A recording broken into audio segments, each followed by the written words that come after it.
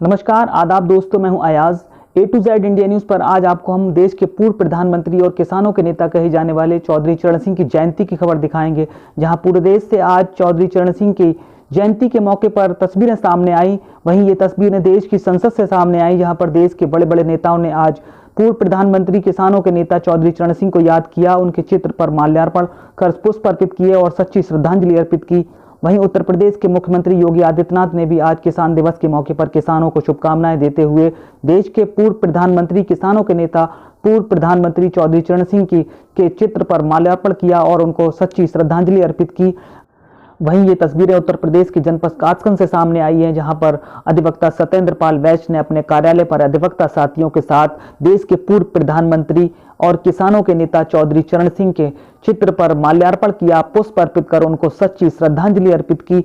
वहीं उन्होंने कहा कि देश के पूर्व प्रधानमंत्री ने हमेशा गरीबी और अन्याय के लिए संघर्ष किया और देश के युवाओं को आज ये मालूम होना चाहिए कि देश के पूर्वजों ने, देश के जननायकों ने देश की आज़ादी में अपने अधिकारों के लिए कितना संघर्ष किया है। देश में आज ये पढ़ाया जाना चाहिए कि कहीं ना कहीं पूर्वजों का कहीं ना कहीं ये संघर्ष उनको मालूम होना चाहिए कि देश के पूर्वजों ने इस आज़ादी में क्या भूमिका निभाई है और देश को उन्नति की राह पर ले जाने के लिए कितने संघर्ष किए हैं। देश के पूर्व प्रधानमंत्री ने नारा दिया था, देश की समृद्धि का रास्ता गांव के खेतों एवं खलिहानों से होकर गुजरता है, और इस मार्मिक नारे को उन्होंने पूर्णतः सत्य साबित किया था।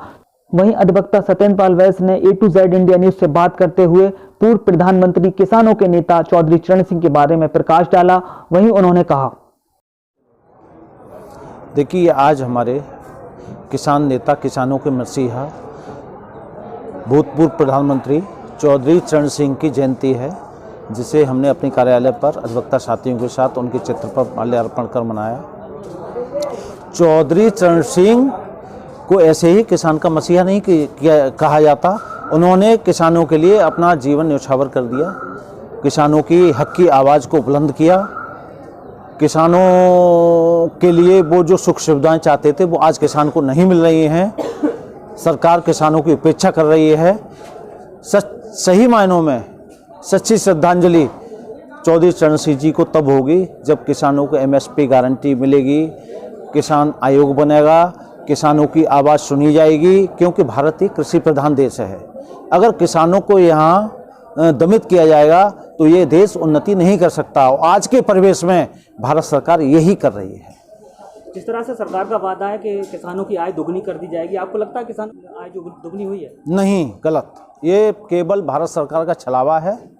वो किसान विरोधी सरकार है। ये किसानों के विरोध में पहले भी ये कानून लाए, जिसको किसानों ने पूरे भारतवर्ष में आंदोलन करके कानूनों को वापस कराया, और आज भी किसान MSP गारंटी के लिए लड़ रहा है। ये सरकार MSP गारंटी नहीं दे रही है। क्या लगता है आने वाले जो 2024 का चुनाव है, इसमें सरकार किसानों को मना पाएगी? किसान हित में काम करेगी तो किसान मानेगा, किसान के विरोध में काम करेगी तो किसान क्यों मानेगा?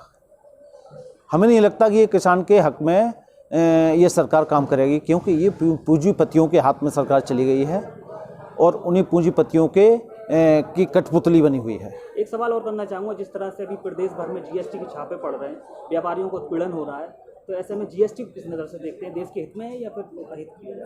देखिए, GST तो देश के हित में है, पर जिस तरह से ये लागू कर रहे हैं वो अहित में है।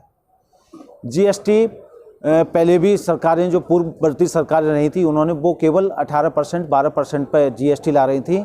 तब यही BJP सरकार उनका विरोध करती थी, और आज के परिवेश में ये 28% पर GST ला रहे हैं। ये सरासर गलत है।